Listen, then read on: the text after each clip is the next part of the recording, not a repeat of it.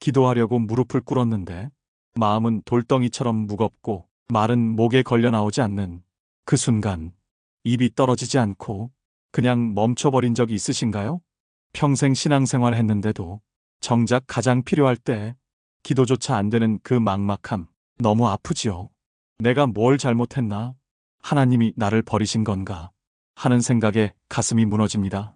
주변에선 다들 은혜 받았다, 기도 응답 받았다 하는데 나만 멈춰 선 것 같은 그 고독함이 얼마나 괴로운지 여러분, 오늘은 그 기도의 침묵 속에서 만나는 하나님에 대해 함께 나눠보려 합니다. 이 시리즈를 통해 기도가 안 될 때 붙들 수 있는 말씀들을 하나하나 살펴볼 텐데요. 지금 영적으로 목마르신 분들에게 큰 위로가 될 것입니다. 잠시만 시간을 내어 듣다 보면 여러분의 기도 생활에 새로운 전환점이 될 수 있을 거예요. 제가 70대 중반에 큰 수술을 받고 병상에 누워 있을 때였습니다. 평생 기도로 살아왔는데 가장 기도가 필요한 순간에 입이 열리지 않더군요. 하나님 그 다음이 나오지 않았습니다. 숨만 쉬어도 아픈데 기도까지 안 되니 정말 버려진 느낌이었어요.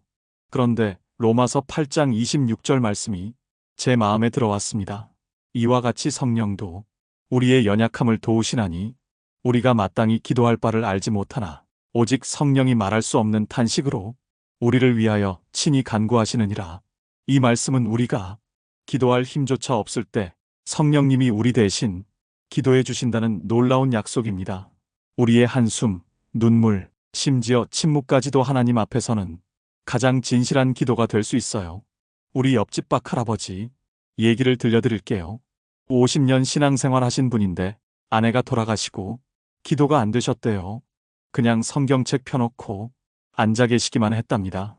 어느 날 제게 말씀하시길, 내가 말은 못했지만 그 시간이 평생에서 하나님과 가장 가까웠던 순간이었네 라고 하셨어요.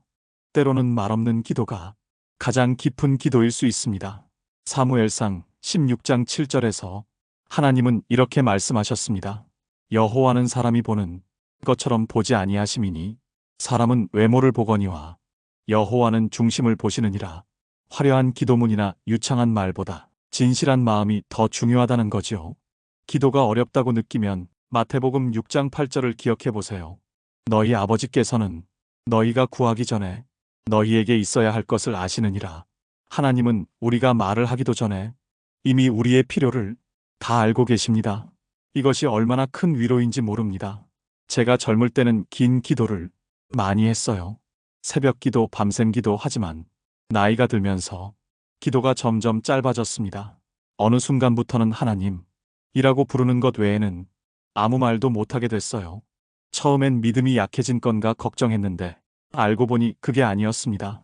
오히려 더 깊은 기도로 들어가고 있었던 거예요. 말이 필요 없이 그냥 하나님 앞에 조용히 머무는 것만으로도 충분한 교제가 이루어지는 그런 단계였지요. 빌립보서 4장 6절 7절은 이렇게 약속합니다. 아무것도 염려하지 말고 다만 모든 일에 기도와 간구로 너희 구할 것을 감사함으로 하나님께 아뢰라. 그리하면 모든 지각에 뛰어난 하나님의 평강이 그리스도 예수 안에서 너희 마음과 생각을 지키시리라. 우리가 기도를 통해 얻는 것은 항상 문제 해결만이 아닙니다. 때로는 이해할 수 없는 평안이라는 더 큰 선물을 받습니다. 인생의 폭풍 속에서도 마음의 평안을 유지하는 것, 그것이 참 기도의 능력입니다. 히브리서 4장 16절은 그러므로 우리는 긍휼하심을 받고 때를 따라 돕는 은혜를 얻기 위하여 은혜의 보좌 앞에 담대히 나아갈 것이니라고 말합니다. 우리는 완벽하지 않아도 부족해도 그대로 하나님 앞에 나아갈 수 있습니다. 그분은 정죄하지 않으시고 오히려 긍휼히 여기시며 도우십니다. 기도가 안 될 때 가장 필요한 건 바로 이 믿음입니다. 하나님이 나를 여전히 사랑하시고 함께 하신다는 믿음. 기도가 막히는 건 실패가 아니라 더 깊은 만남으로 인도하시는 하나님의 초대일 수 있어요. 지금 기도가 안 되시나요? 멈추지 마세요. 할 수 있는 만큼만 아주 작은 한 걸음이라도 하나님께 다가가 보세요. 그분은 여전히 여러분을 향해 손을 내밀고 계십니다. 화려한 언어도 긴 시간도 필요 없습니다. 그저 진심 어린 마음 하나면 충분합니다. 제2장 침묵 속에서 하나님의 음성 듣기 기도는 했는데 응답이 없어요. 이 말이 얼마나 무겁게 느껴지시나요? 기도를 열심히 드렸는데 하늘이 닫힌 것 같고 아무리 목청껏 부르짖어도 메아리만 돌아오는 것 같은 그 적막함, 우리 모두 한 번쯤은 경험해 보셨을 겁니다. 하나님이 내 기도를 들으셨을까? 의심이 찾아올 때 마음에 갑자기 추위가 덮치는 것 같죠. 평생 교회 다니며 수없이 많은 기도를 했지만 정말 중요한 순간에 하나님의 음성이 들리지 않으면 그 고독감은 말로 다 표현할 수 없습니다. 제 친구 이 할머니는 남편의 회복을 위해 10년을 기도하셨어요. 병세는 점점 악화되고 하나님은 침묵하시는 것 같았습니다. 어느 날 병원 옆 작은 채플에 앉아 계시다가 깜짝 놀라셨대요. 거기서 들은 것은 크고 강한 음성이 아니라 마음속에 스며드는 평안이었답니다. 내가 너와 함께 있다는 확신이 그냥 밀려왔다고 해요. 남편의 병은 낫지 않았지만 그날부터 할머니의 마음은 완전히 달라졌습니다. 열왕기상 19장을 보면 엘리야가 깊은 절망 속에 하나님을 찾는 장면이 나옵니다.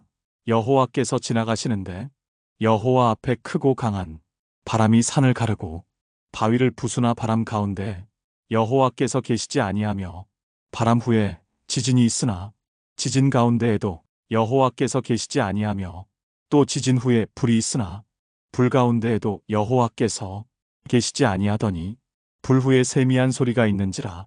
하나님의 음성은 항상 우리가 기대하는 방식으로 오지 않아요. 때로는 천둥처럼 크게, 그러나 더 자주는 바람결처럼 고요하게 우리 마음에 다가옵니다. 그래서 시편 46편 10절에서는 너희는 가만히 있어 내가 하나님 됨을 알지어다라고 말씀하시는 거예요. 제 경험을 말씀드릴게요. 코로나로 홀로 지내던 시간이 있었습니다. TV도 라디오도 꺼두고 너무 외로워서 하나님께 외쳤어요. 하나님, 말씀 좀 해주세요. 그런데 응답이 없었어요. 그래서 그냥 성경책을 펴고 읽기 시작했죠. 디모데후서 3장 16절, 모든 성경은 하나님의 감동으로 된 것으로 교훈과 책망과 바르게 함과 의로 교육하기에 유익하니. 그때 깨달았어요. 하나님은 이미 성경을 통해 매일 말씀하고 계셨다는 걸요. 기도 응답을 기다리는 동안 겟세마네 동산에서 예수님의 기도를 기억해 보세요. 누가복음 22장 42절에서 예수님은 아버지여, 만일 아버지의 뜻이거든 이 잔을 내게서 옮기시옵소서. 그러나 내 원대로 마시옵고 아버지의 원대로 되기를 원하나이다라고 기도하셨습니다. 기도의 궁극적인 목적은 내 뜻대로 하나님을 움직이는 것이 아니라 하나님의 뜻에 나를 맞추는 것입니다. 이것이 큰 차이예요. 그래서 이사야 55장 8절 9절에서 하나님은 내 생각이 너희의 생각과 다르며 내 길은 너희의 길과 다름이니라. 이는 하늘이 땅보다 높음같이 내 길은 너희의 길보다 높으며 내 생각은 너희의 생각보다 높음이니라고 말씀하신 거예요. 때로는 하나님의 침묵조차도 응답일 수 있습니다. 김할아버지의 이야기가 생각나네요. 자녀들이 해외로 떠나고 너무 외로워서 같이 살게 해달라고 매일 기도하셨대요. 응답이 없어 실망하셨는데 3년 후 그 자녀가 큰 어려움을 겪게 되었고 할아버지가 한국에서 안정적으로 지내며 도울 수 있었다고 합니다. 나중에 할아버지는 말씀하셨어요. 하나님의 침묵이 최선의 응답이었구나. 하나님의 뜻을 분별하는 것이 어려울 때 예레미야 29장 11절을 기억하세요. 너희를 향한 나의 생각을 내가 안하니 평안이요 재앙이 아니니라. 너희에게 미래와 희망을 주는 것이니라. 하나님의 계획은 항상 우리의 유익을 위한 것입니다. 지금 상황이 이해되지 않아도 그 뜻은 반드시 선하고 완전합니다. 시편 32편 8절에서 하나님은 내가 너를 가르쳐 내가 갈 길을 보이리라. 내가 너를 주목하여 훈계하리라고 약속하십니다. 하나님은 우리를 인도하시되 때로는 직접적인 음성보다 삶의 상황과 성경 말씀, 다른 신자들의 조언을 통해 인도하십니다. 침묵 속에서도 하나님의 음성을 듣는 비결이 뭘까요? 첫째, 말씀을 가까이 하세요. 둘째, 조용한 시간을 확보하세요. 셋째, 인내하며 기다리세요. 갈라디아서 6장 9절은 우리가 선을 행하되 낙심하지 말지니 포기하지 아니하면 때가 이름에 거두리라고 말합니다. 하나님의 때는 종종 우리의 때와 다릅니다. 제 이웃장 할머니는 40년간 남편의 구원을 위해 기도하셨어요. 남편이 80세 되던 해에 드디어 예수님을 영접했습니다. 할머니가 말씀하셨죠. 40년이 길다고 생각했는데 지금 보니 영원에 비하면 아무것도 아니었네요. 골로새서 3장 15절은 하나님 뜻을 분별하는 또 다른 열쇠를 줍니다. 그리스도의 평강이 너희 마음을 주장하게 하라. 하나님의 인도하심은 종종 마음의 평안으로 확인됩니다. 어떤 결정을 놓고 기도할 때 이해할 수 없는 평안이 찾아온다면 그것은 하나님의 확증일 수 있어요. 박 집사님의 경험담이 생각납니다. 그분은 은퇴 후 어떤 봉사를 해야 할지 몰라 기도했는데 응답이 없었대요. 그래서 그냥 교회 청소를 시작했습니다. 몇 달 후 청소하며 만난 교회 청년이 그분의 인생 조언을 듣고 크게 변화되었고 그것이 새로운 사역의 시작이 되었다고 해요. 하나님은 말씀하고 계셨지만 말이 아닌 상황을 통해서였습니다. 하나님은 늘 말씀하고 계십니다. 우리의 문제는 듣지 못하는 것이 아니라 너무 많은 소음 속에서 그 음성을 놓치는 것일지도 모릅니다. TV, 스마트폰, 걱정, 두려움, 이런 소리들이 하나님의 음성을 가리는 경우가 많아요. 저는 이제 매일 아침 30분간 모든 전자기기를 끄고 조용히 앉아있는 습관을 들였습니다. 처음엔 답답했지만 시간이 지날수록 그 고요함 속에서 하나님의 음성이 들리기 시작했어요. 거창한 계시가 아니라 마음에 떠오르는 작은 깨달음, 성경 구절, 감사의 마음, 이런 것들이 모여 하나님의 음성이 되었습니다. 여러분도 한번 고요한 시간을 가져보세요. 약 20분만 모든 소리를 차단하고 그냥 하나님께 말씀해 주세요. 듣고 있습니다 라고 말씀드려 보세요. 처음엔 어색하고 아무 일도 일어나지 않는 것 같지만 꾸준히 하다 보면 놀라운 변화가 있을 거예요. 하나님의 음성은 때로 폭풍우 속에서 들리기도 하지만 더 많은 경우 고요한 침묵 속에서 들립니다. 그 침묵을 두려워하지 마세요. 그 침묵 속에 하나님이 계십니다. 사랑의 관계가 깨지는 소리 들어보신 적이 있으신가요? 소리 없이 마음이 갈라지고 눈빛이 차가워지고 말수가 줄어드는 그 순간 가족, 친구, 교회 안에서도 생기는 그 아픔은 육체의 고통보다 때로 더 견디기 어렵습니다. 제 둘째 아들과는 10년간 연락이 끊겼었습니다. 사업 문제로 크게 다투고 난 후 다시는 연락하지 마세요라는 말을 남기고 떠났죠. 처음엔 화가 났는데 시간이 지날수록 그리움과 후회만 남았어요. 매일 밤 그 아이 사진을 보며 눈물로 기도했습니다. 하나님, 이 관계를 고쳐주세요. 제 아들을 다시 만나게 해주세요. 관계의 단절은 나이 들수록 더 아픕니다. 함께할 시간이 얼마 남지 않았다는 걸 알기 때문이죠. 그런데 기도는 이런 깨어진 관계를 회복시키는 놀라운 하나님의 도구입니다. 누가복음 15장 20절이 탕자 이야기를 보세요. 아직도 거리가 먼데 아버지가 그를 보고 측은히 여겨 달려가 목을 안고 입을 맞추니 아버지는 돌아온 아들을 꾸짖지 않고 달려가 안았습니다. 이것이 바로 하나님의 마음입니다. 우리가 멀어져도 항상 기다리시고 우리가 한 걸음만 다가가도 달려오시는 분이세요. 시편 51편 17절은 하나님께서 구하시는 제사는 상한 심령이라. 하나님이여 상하고 통회하는 마음을 주께서 멸시하지 아니하시리이다라고 말합니다. 관계 회복의 시작은 완벽한 사과나 멋진 계획이 아니라 상한 마음에서 시작됩니다. 진정으로 마음이 아파야 치유가 시작되는 거예요. 제 친구 박 할아버지는 아들과 재산 문제로 서로 절교했었대요. 10년이 지나 할아버지가 많이 편찮으셨을 때 그냥 아들의 이름을 불러보셨대요. 하나님, 저 아들 좀 보게 해주세요. 그 기도를 시작한 지 한 달 만에 아들이 찾아왔답니다. 혹시 할아버지가 어디 아픈지 확인하러 왔다고요. 지금은 둘이 화해하고 함께 살고 있어요. 에베소서 4장 32절은 서로 친절하게 하며 불쌍히 여기며 서로 용서하기를 하나님이 그리스도 안에서 너희를 용서하심과 같이 하라고 말씀합니다. 우리는 흔히 기도할 때 내 필요, 내 아픔, 내 소원만 말하지요 하지만 진정한 기도는 타인을 포함합니다. 기도는 우리 안에 깊이 자리 잡은 분노와 상처를 내려놓고 용서의 문을 열어줍니다. 관계 회복은 하나님과의 관계에서 시작됩니다. 요한일서 4장 19절은 우리가 사랑함은 그가 먼저 우리를 사랑하셨음이라고 말씀합니다.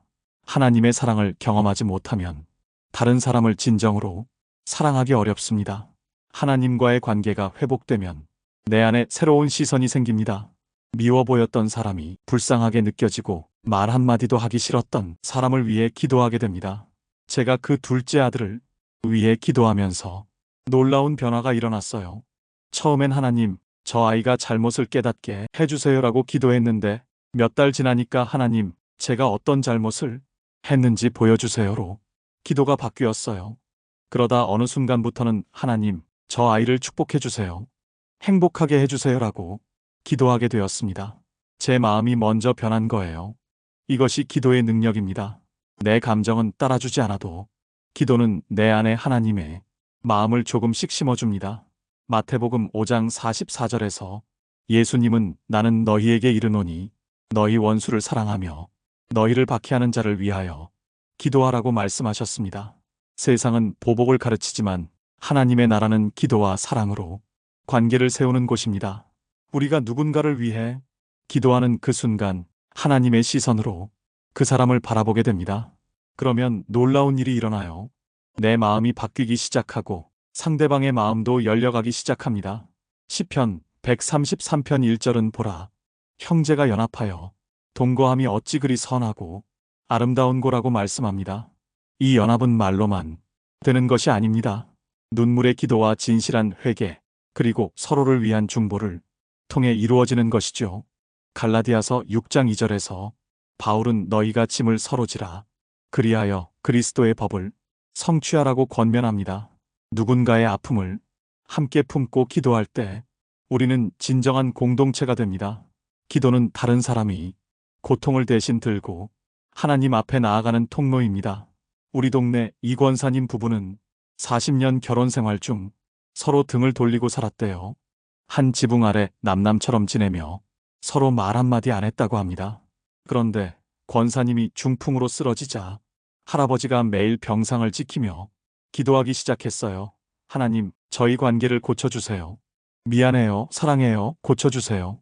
한 달 후 권사님이 의식을 되찾았을 때 처음 한 말이 당신도 사랑해요였대요. 지금은 손잡고 다니는 노부부가 되었습니다. 하나님은 단절을 원치 않으십니다. 하나님께서는 모든 관계를 치유하시며 우리를 사랑과 화해의 도구로 사용하십니다. 고린도후서 5장 18절에서 이렇게 말씀합니다. 모든 것이 하나님께로서 났으며 그가 그리스도로 말미암아 우리를 자기와 화목하게 하시고 또 우리에게 화목하게 하는 직분을 주셨으니 우리가 기도할 때 하나님은 우리를 통해 사람과 사람 사이를 잇는 다리로 세우십니다. 기도는 말만이 아닙니다. 진정성 있는 고백, 상대방을 위한 축복, 나 자신을 내려놓는 결단이 담긴 고요한 씨앗입니다. 그 씨앗이 뿌려질 때 하나님은 반드시 사랑이라는 열매를 맺게 하십니다. 회복된 관계는 단순히 예전 상태로 돌아가는 것이 아니라 더 깊고 성숙한 관계로 발전합니다. 상처가 있었던 자리에 더 깊은 이해와 연민이 자라납니다. 갈등이 있었던 자리에 더 견고한 신뢰가 세워집니다. 요셉이 자신을 팔아넘긴 형제들과 화해했을 때 그는 창세기 50장 20절에서 당신들은 나를 해하려 하였으나 하나님은 그것을 선으로 바꾸사 오늘과 같이 많은 백성의 생명을 구원하게 하시려 하셨나니라고 고백했습니다. 기도는 이런 관점이 전환을 가능하게 합니다. 나를 향한 상처와 배신도 하나님의 더 큰 목적 안에서 새롭게 바라볼 수 있게 됩니다. 로마서 12장 18절은 할 수 있거든 너희로서는 모든 사람과 더불어 화목하라고 권면합니다. 우리는 모든 사람과 화목하기 위해 최선을 다해야 합니다. 하지만 때로는 상대방이 관계 회복을 거부할 수도 있습니다. 그럴 때도 기도는 계속되어야 합니다. 제 둘째 아들 이야기로 돌아가 보면 3년간의 기도 끝에 놀라운 일이 일어났어요. 설날 아침에 갑자기 전화가 왔어요. 아버지, 새해 복 많이 받으세요. 그 순간 온몸에 전율이 흘렀습니다. 지금은 한 달에 한 번씩 만나고 있어요. 옛날처럼 다 회복되진 않았지만 조금씩 나아지고 있습니다. 기도가 관계의 문을 연 거예요. 여러분도 지금 깨어진 관계로 아파하고 계신가요? 포기하지 마세요. 기도의 끈을 놓지 마세요. 하나님은 관계의 회복을 원하시고 반드시 그 기도에 응답하십니다.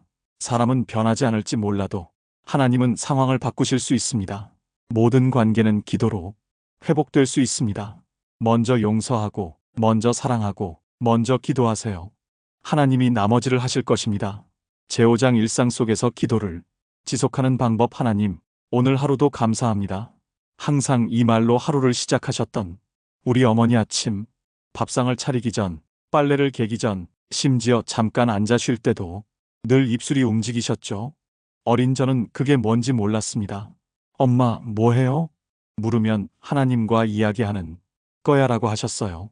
그때는 이해하지 못했지만 지금 생각해보면 그게 바로 삶 속에 녹아든 기도였습니다. 기도가 특별한 시간, 특별한 장소에서만 이루어진다고 생각하시나요? 교회에서만, 큰 어려움이 있을 때만, 아니면 특별히 마음이 간절할 때만 기도하시나요? 그렇다면 우리는 신앙생활의 가장 큰 축복을 놓치고 있는지도 모릅니다. 데살로니가전서 5장 17절은 간단하지만 강력한 명령을 줍니다. 쉬지 말고 기도하라. 이게 대체 어떻게 가능할까요? 24시간 내내 무릎 꿇고 있으라는 말씀일까요? 아닙니다. 이건 삶의 모든 순간에서 하나님을 의식하며 살아가라는 초청입니다. 제 옆집 김할머니는 90세가 넘으셨는데도 매일 새벽 4시에 일어나 기도하세요. 한 번은 제가 할머니, 그 나이에 무슨 그렇게 고생하세요? 라고 여쭤봤더니 웃으시며 말씀하셨어요. 이게 어디 고생이야? 내 하루의 순결이지. 이렇게 안 하면 오히려 힘들어. 시편 55장 17절에서는 다윗이 이렇게 고백합니다. 저녁과 아침과 정오에 내가 근심하여 탄식하리니 여호와께서 내 소리를 들으시리로다. 하루에 3번 정해진 시간에 기도하는 것. 이것도 좋은 방법입니다. 하지만 다윗은 그것으로 만족하지 않고 시편 119편 164절에서는 내가 하루 7번씩 주를 찬양하나이다라고 말했습니다. 기도는 양보다 질이 중요하다고들 하지만 사실은 규칙적인 습관이 더 중요합니다. 다니엘의 이야기를 보세요. 다니엘서 6장 10절을 보면 다니엘이 이 조서에 왕의 도장이 찍힌 것을 알고도 자기 집에 돌아가서는 윗방에 올라가 예루살렘으로 향한 창문을 열고 전에 행하던 대로 하루 3번씩 무릎을 꿇고 기도하며 그의 하나님께 감사하였더라. 죽음의 위협 앞에서도 다니엘은 기도의 습관을 지켰습니다. 그 결과 사자굴에서도 바벨론 제국의 핍박 속에서도 살아남았죠. 기도는 영혼의 호흡과 같습니다. 호흡을 중단하면 생명이 위험해지듯 기도를 멈추면 영적 생명도 약해집니다. 우리 교회 최 집사님은 버스 기사셨는데 운전하면서도 기도하셨대요. 빨간 신호등에 멈출 때마다 짧게 하나님, 승객들 안전하게 지켜주세요라고 기도했답니다. 30년간 단 한 번이 사고도 없었다고 해요. 일상의 작은 틈새마다 기도를 채워넣는 거예요. 시편 1편 2절에서는 오직 여호와의 율법을 즐거워하여 그의 율법을 주야로 묵상하는 자가 복이 있다고 말합니다. 말씀을 묵상하며 드리는 조용한 기도는 삶의 견고한 뿌리를 내리게 합니다. 골로새서 4장 2절은 기도를 계속하고 기도에 감사함으로 깨어 있으라고 권합니다. 기도를 지속하는 것, 그렇게 쉬운 일이 아닙니다. 매일 기도의 시간을 지키는 건 인내와 훈련이 필요해요. 그런데 그 훈련을 통해 우리는 하나님과의 관계가 깊어지고 삶의 안정감을 얻게 됩니다. 문제가 생겨도 쉽게 흔들리지 않고 어떤 결정 앞에서도 먼저 하나님께 묻게 되죠. 제가 직접 경험한 일을 말씀드릴게요. 10년 전 퇴직하고 처음 몇 달은 너무 허전했어요. 40년간 일하다가 갑자기 할 일이 없으니 무기력함이 밀려왔습니다. 그때 매일 아침 30분, 저녁 30분 기도하는 습관을 들였어요. 처음엔 시간이 안 가고 힘들었어요. 하지만 한 달, 2달 지나니까 그 시간이 하루 중 가장 소중한 시간이 되었습니다. 지금은 그 시간이 없으면 하루가 불안할 정도예요. 요한복음 14장 27절에서 예수님은 평안을 너희에게 끼치노니 곧 나의 평안을 너희에게 주노라. 내가 너희에게 주는 것은 세상이 주는 것과 같지 아니하니라. 너희는 마음에 근심하지도 말고 두려워하지도 말라고 하셨습니다. 이 평안은 일상적인 기도를 통해 경험하게 됩니다. 기도의 습관을 어떻게 만들 수 있을까요? 몇 가지 실천 방법을 나눠볼게요. 첫째, 작게 시작하세요. 처음부터 1시간씩 기도하겠다고 욕심내지 마세요. 5분이라도 좋습니다. 짧지만 정해진 시간을 꾸준히 지키는 게 중요해요. 둘째, 일상의 틈새를 활용하세요. 버스 기다릴 때, 신호등 앞에 멈췄을 때, 설거지할 때, 이런 짧은 순간들에 짧게 기도하는 습관을 들이세요. 셋째, 기도 메모를 활용하세요. 작은 수첩에 기도 제목을 적어두고 응답받은 것은 날짜와 함께 표시해 두세요. 나중에 그걸 보면 얼마나 감사한지 모릅니다. 넷째, 감사로 시작하세요. 매일 기도를 시작할 때 감사할 것 3가지를 먼저 말씀드리세요. 아무리 힘든 상황에서도 감사할 것은 있습니다. 하나님은 일상의 기도를 통해 우리를 조금씩 변화시키십니다. 처음에는 감사부터 시작해 점점 회개의 기도, 용서의 기도, 중보의 기도로 확장됩니다. 기도가 쌓이면 쌓일수록 우리는 하나님을 더 닮아갑니다. 또한 일상적인 기도는 영적 민감함을 키워줍니다.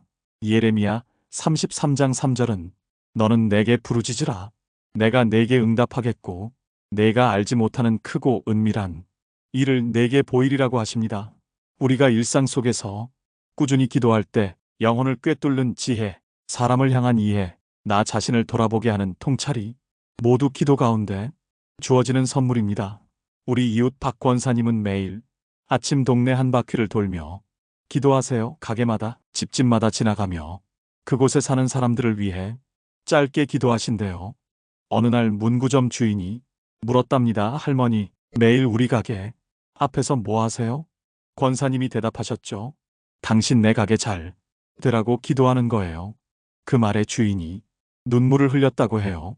자기 가족들도 신경 안 쓰는데 모르는 할머니가 매일 자기를 위해 기도해 준다는 사실에 감동했대요. 마지막으로 기도의 습관은 신앙의 유산이 됩니다. 내가 꾸준히 기도하는 모습을 가족이 보고 자녀가 보고 손주가 보며 함께 배우게 됩니다. 기도는 세대 간에 이어지는 영적 유산입니다. 디모데후서 1장 5절에서 바울은 이는 내 속에 있는 거짓이 없는 믿음을 생각함이라. 이 믿음은 먼저 내 외조모 로이스와 내 어머니 유닉의 속에 있더니 내 속에도 있는 줄을 확신하노라고 증언합니다. 제 손녀가 저에게 물었어요. 할아버지, 왜 맨날 눈 감고 중얼중얼해요? 그때 설명해 주었죠. 할아버지는 하나님과 이야기하는 거란다. 몇 주 후에 보니 그 아이도 밥 먹기 전에 눈 감고 뭔가 중얼거리더군요. 어린아이도 보고 배우는 거예요. 매일의 기도는 나만을 위한 것이 아니라 다음 세대를 위한 준비이기도 합니다. 하나님은 오늘도 여러분이 일상 속에서 기다리고 계십니다. 특별한 자리가 아니라 지금 이 순간 여러분의 일과 속, 관계 속, 고민 속에서 그분은 귀 기울이고 계십니다. 기도의 습관은 삶을 바꾸고 마음을 바꾸고 결국 인생 전체를 하나님께로 이끌어갑니다. 지금 이 순간부터 작게 시작해보세요. 하나님 함께 해주세요. 이 짧은 기도 하나로 시작하세요. 그리고 내일, 모레 계속 이어가 보세요. 당신의 삶에 놀라운 변화가 찾아올 것입니다. 제6장 영적 전쟁 속에서 승리하는 기도 설명할 수 없는 무기력함이 덮쳐온 적이 있으신가요? 아무 일도 없는데 마음이 무겁고 작은 말 한마디에도 상처받고 쉽게 화가 나고 낙심되는 그런 시간, 단순한 우울함이나 스트레스라고 넘기기엔 너무 깊은 그 어둠을 경험해 보셨나요? 제 인생에서 가장 어두운 시간은 은퇴 후 2년째였습니다. 평생 일했던 직장에서 물러나니 갑자기 존재 가치가 사라진 것 같았어요. 아침에 일어날 이유도 하루를 살아갈 의미도 없더군요. 기도해도 메마르기만 했고 성경을 읽어도 말씀이 가슴에 들어오지 않았습니다. 한때는 교회 장로로서 열심히 신앙생활 했는데 어느새 텅 빈 껍데기만 남은 것 같았어요. 나중에 알게 되었지만 이런 상태는 단순한 감정적 어려움이 아니라 영적 전쟁의 일부였습니다. 성경은 이 눈에 보이지 않는 전쟁에 대해 분명히 말씀하고 있어요. 에베소서 6장 11절에서 바울은 이렇게 권면합니다. 마귀의 간계를 능히 대적하기 위하여 하나님의 전신갑주를 입으라. 우리가 살아가는 세상은 겉보기엔 평화로워 보일지 몰라도 실제로는 매일 영적 싸움이 벌어지고 있습니다. 그리고 이 싸움에서 승리하려면 하나님의 무기로 무장해야 합니다. 영적 전쟁의 실체는 에베소서 6장 12절에 분명히 나와 있습니다. 우리의 씨름은 혈과 육을 상대하는 것이 아니요 통치자들과 권세들과 이 어둠의 세상 주관자들과 하늘에 있는 악의 영들을 상대함이라. 즉 우리의 진짜 적은 보이는 사람이나 환경이 아니라 그 뒤에 숨어 있는 악한 영향력입니다. 우리 교회 최 집사님은 30년간 술에서 벗어나지 못했어요. 금주하겠다고 수없이 결심했지만 늘 실패했죠. 어느 날 목사님께서 이렇게 말씀하셨대요. 집사님, 이건 단순한 습관이 아니라 영적 싸움입니다. 기도로 싸워야 합니다. 그날부터 최 집사님과 주변 성도들이 함께 기도를 시작했어요. 처음 몇 주간은 더 힘들었지만 기도가 쌓여갈수록 놀라운 변화가 일어났습니다. 이제 그분은 15년째 술을 끊고 계시고 다른 알코올 중독자들을 돕는 사역을 하고 계세요. 기도는 이 영적 전쟁에서 가장 강력한 무기입니다. 사도행전 16장을 보면 바울과 실라가 감옥에 갇혔을 때 한밤중에 기도하며 찬양했습니다. 그러자 지진이 일어나 옥문이 열리고 착고가 풀리는 기적이 일어났지요. 기도는 단순히 마음의 위로가 아니라 실제로 상황을 바꾸는 하나님의 능력을 불러오는 통로입니다. 고린도후서 10장 4절은 우리의 싸우는 무기는 육체에 속한 것이 아니요 오직 하나님 앞에서 견고한 진을 파하는 강력이라고 말씀합니다. 우리 삶에 깊이 자리 잡은 두려움, 중독, 절망, 실패의 패턴은 기도를 통해 무너뜨릴 수 있습니다. 기도는 인간적으로 불가능해 보이는 장벽도 무너뜨리는 하나님의 무기입니다. 우리 지역 박할머니는 40년간 중풍으로 누워 계신 남편을 위해 매일 기도하셨어요. 친구들은 이제 그만 포기하고 요양원에 모시는 게 어때요? 라고 말했지만 할머니는 기도를 멈추지 않았습니다. 놀랍게도 80세가 넘어서 남편의 상태가 호전되기 시작했고 지금은 지팡이 짚고 교회도 다니신다고 해요. 의학적으로는 설명할 수 없는 회복이었습니다. 하나님의 전신갑주 중에서도 기도는 마지막이자 가장 중요한 무기입니다. 에베소서 6장 18절은 모든 기도와 간구를 하되 항상 성령 안에서 기도하고 이를 위하여 깨어 구하기를 항상 힘쓰며 여러 성도를 위하여 구하라고 말씀합니다. 성령 안에서 드리는 기도는 혼자 하는 싸움이 아닙니다. 하나님께서 앞서 싸우시는 전투입니다. 영적 전쟁은 삶의 모든 영역에서 일어납니다. 우리의 생각, 감정, 관계, 건강, 재정, 시간 관리 모든 곳에서 사탄은 틈을 찾아 공격합니다. 그러나 기도는 그 틈을 막고 방어를 넘어 공격으로 나아가게 합니다.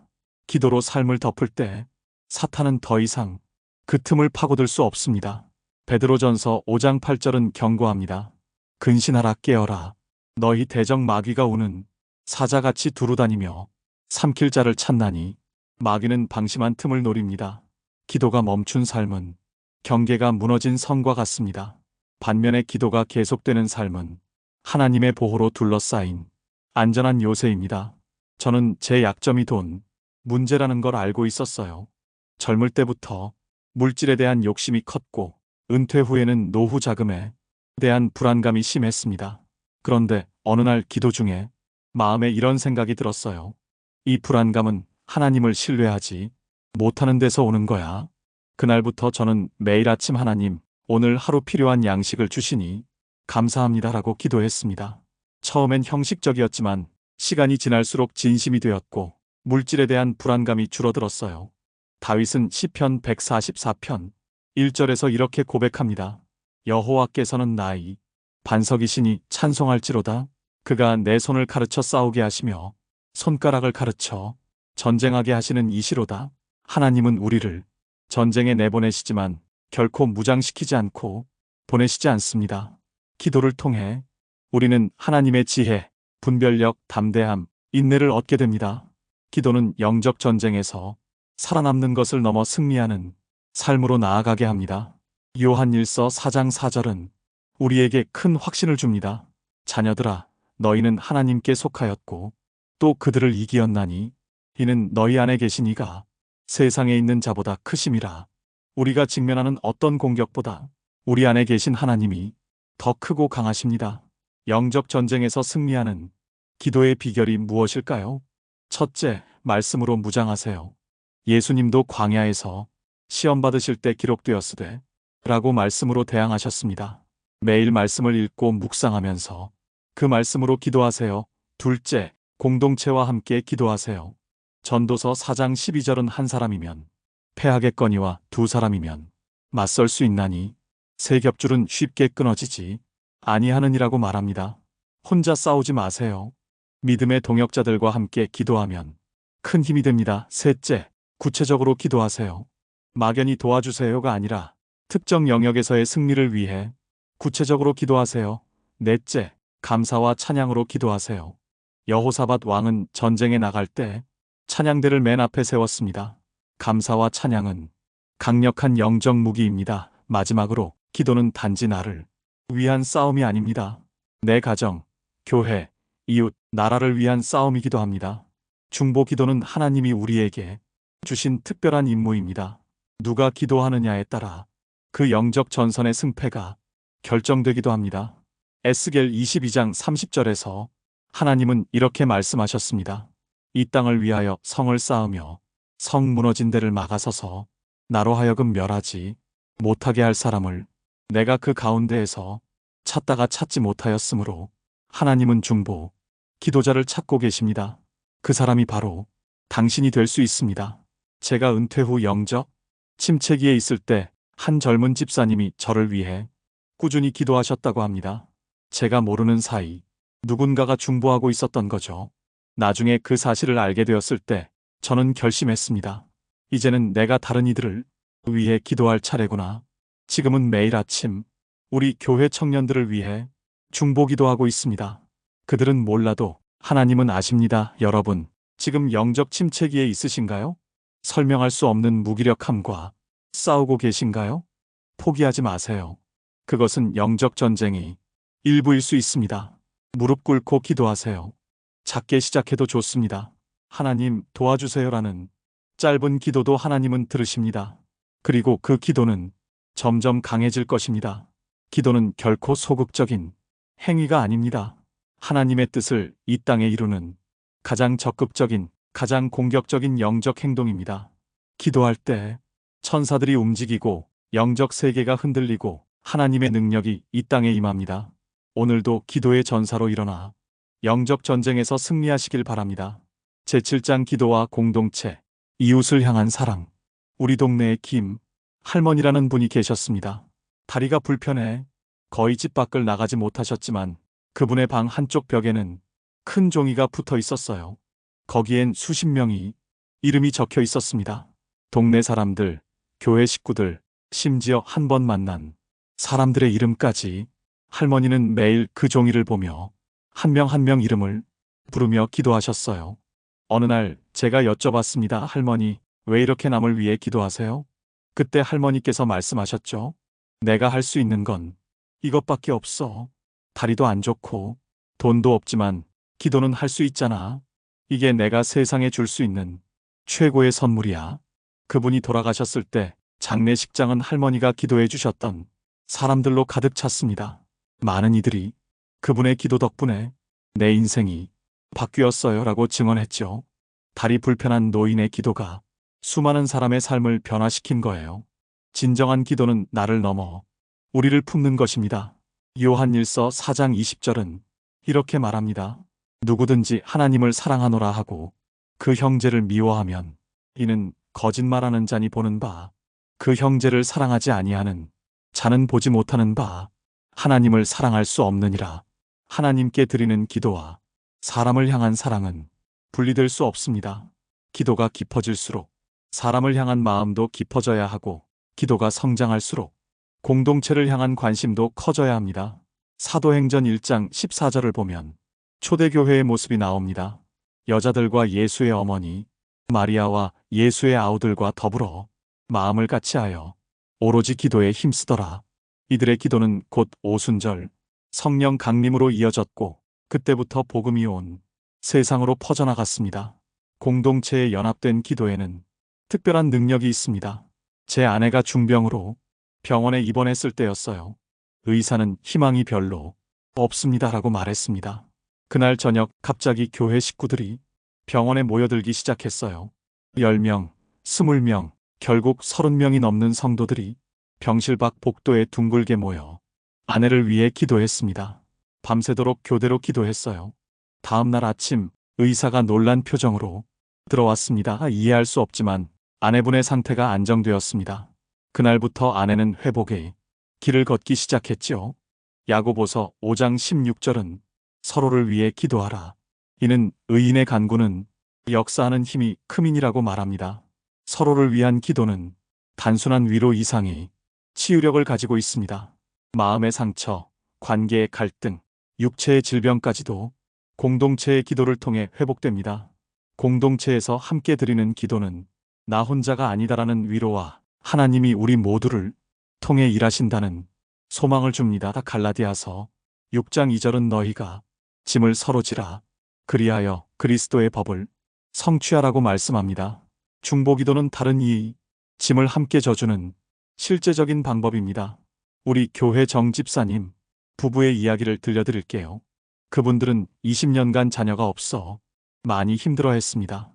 검사 결과 집사님에게 의학적 문제가 있어 자녀를 가질 수 없다고 했죠. 그런데 교회 기도 모임에서 한 권사님이 특별히 그 부부를 위해 기도하자고 제안했습니다. 1년 동안 매주 수요일 성도들이 그분들을 위해 기도했어요. 그리고 놀랍게도 그 다음 해에 집사님은 임신을 했고 건강한 아이를 출산했습니다. 의사들도 설명할 수 없는 일이었죠.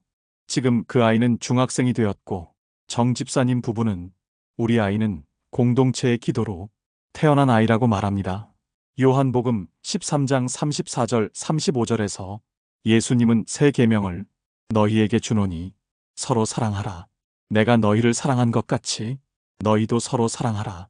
너희가 서로 사랑하면 이로써 모든 사람이 너희가 내 제자인 줄 알리라고 말씀하셨습니다. 기도는 단지 말로만 사랑을 표현하는 것이 아니라 실제로 하나님의 사랑을 다른 이에게 전달하는 강력한 통로입니다. 중보기도의 힘은 그 누구도 소외되지 않는다는 데 있습니다. 몸이 아파 교회에 나오지 못하는 분, 경제적으로 어려운 분, 관계에서 상처받은 분, 믿음이 흔들리는 분, 모두가 기도 안에서 하나가 됩니다. 우리의 기도는 보이지 않는 끈처럼 공동체를 하나로 엮어줍니다. 저는 매일 아침 신문을 읽으며 우리 사회의 약자들을 위해 기도합니다. 노숙자, 고아, 한부모 가정, 이주 노동자 이름 모를 그들을 위해 기도할 때마다 제 마음이 그들에게로 확장되는 것을 느낍니다. 그리고 기회가 되면 작은 도움의 손길도 내밀게 되죠. 기도는 행동으로 이어집니다. 마태복음 25장 40절에서 예수님은 내가 진실로 너희에게 이르노니 너희가 여기 내 형제 중에 지극히 작은 자 하나에게 한 것이 곧 내게 한 것이니라고 말씀하셨습니다. 우리가 이웃을 위해 기도하고 섬길 때 그것은 곧 예수님을 위한 일이 됩니다. 우리 모두는 서로가 필요합니다. 하나님은 우리를 개인으로 구원하셨지만 공동체로 살아가게 하셨습니다. 히브리서 10장 24절, 25절은 서로 돌아보아 사랑과 선행을 격려하며 모이기를 패하는 어떤 사람들의 습관과 같이 하지 말고 오직 권하여 그 날이 가까움을 볼수록 더욱 그리하자고 권면합니다. 기도는 우리를 연결하는 강력한 끈입니다. 저는 매주 금요일 저녁 우리 동네 5분의 어르신들과 함께 기도 모임을 갖습니다. 처음엔 각자의 문제와 필요를 나누고 기도했는데 시간이 지나면서 점점 지역사회, 나라, 세계의 문제로 관심이 확장되었습니다. 작은 시작이었지만 이제는 이 5 노인의 기도가 온 세상을 품게 되었죠. 사도행전 4장 32절은 초대교회에 대해 믿는 무리가 한 마음과 한 뜻이 되어 모든 물건을 서로 통용하고 자기 재물을 조금이라도 자기 것이라 하는 이가 하나도 없더라고 기록합니다. 이런 놀라운 나눔과 사랑의 공동체는 기도에서 시작되었습니다. 함께 기도할 때 우리의 마음도 하나가 되기 때문입니다. 사랑하는 여러분, 오늘부터 기도의 대상을 넓혀보세요. 당신과 다른 사람들, 당신이 이해하기 어려운 사람들, 심지어 당신을 힘들게 하는 사람들까지도 기도 속에 품어보세요. 마태복음 5장 44절에서 예수님은 너희 원수를 사랑하며 너희를 박해하는 자를 위하여 기도하라고 말씀하셨습니다. 제가 교회에서 심하게 다툰 집사님이 있었어요. 서로 말도 안 하고 지냈는데 어느 날 목사님께서 그분을 위해 30일 동안 매일 기도해 보세요라고 권면하셨습니다. 처음엔 억지로 시작했지만 날이 갈수록 그분을 향한 제 마음이 변하기 시작했어요. 30일이 지났을 때 저는 먼저 다가가 화해의 손을 내밀 수 있었습니다. 기도가 제 마음을 바꾼 거예요. 기도는 단순히 말로만 하는 것이 아닙니다. 행동으로 이어질 때 진정한 기도가 됩니다. 야고보서 2장 15절 16절은 만일 형제나 자매가 헐벗고 일용할 양식이 없는데 너희 중에 누구든지 그에게 이르되 평안히 가라, 덥게 하라, 배부르게 하라 하며 그 몸에 쓸 것을 주지 아니하면 무슨 유익이 있으리요라고 말합니다. 우리 교회 장권사님은 매일 새벽 4시에 일어나 이웃을 위해 기도하시다가 결국 독거노인 무료 급식소를 시작하셨어요. 기도하다 보니 그냥 기도만으로는 부족하다는 생각이 들었어요. 내가 할 수 있는 일을 해야겠다고 결심했죠. 처음엔 자기 집 마당에서 5명으로 시작했는데 지금은 100명 이상의 노인들이 매일 따뜻한 식사를 하는 큰 사역이 되었습니다. 우리는 모두 서로에게 빚진 자들입니다. 로마서 13장 8절은 피차 사랑의 빚 외에는 아무에게든지 아무 빚도 지지 말라. 남을 사랑하는 자는 율법을 다 이루었느니라고 말합니다. 기도를 통해 우리는 이 사랑의 빚을 갚아나갑니다. 기도는 이 세상에서 가장 강력한 사랑의 표현입니다. 말과 행동으로 할 수 없는 것도 기도로는 할 수 있기 때문입니다. 우리의 기도는 시간과 공간을 초월하여 사랑하는 이들에게 닿습니다. 사랑하는 여러분, 이제 우리는 기도에 관한 7가지 주제를 함께 나눴습니다. 기도가 안 될 때도, 침묵 속에서도, 고난 가운데서도, 관계의 회복을 위해서도, 일상 속에서도, 영적 전쟁 중에도, 그리고 공동체와 이웃을 위해서도 기도는 계속됩니다. 제가 70년 넘게 인생을 살아오며 깨달은 것은 기도가 우리 삶의 가장 큰 특권이자 능력이라는 사실입니다. 지금 어떤 상황에 계시든 기도를 멈추지 마세요. 작은 불씨 하나가 큰 불을 일으키듯 작은 기도 하나가 당신의 삶과 공동체를 바꿀 수 있습니다. 하나님께서 여러분의 기도에 귀 기울이고 계십니다. 그분은 결코 늦지 않으시고 결코 잊지 않으시며 결코 포기하지 않으십니다. 여러분의 기도도 그렇게 되기를 바랍니다. 끝까지 기도하세요. 그러면 반드시 하나님의 신실하심을 경험하게 될 것입니다. 쉬지 말고 기도하라. 데살로니가전서 5장 17절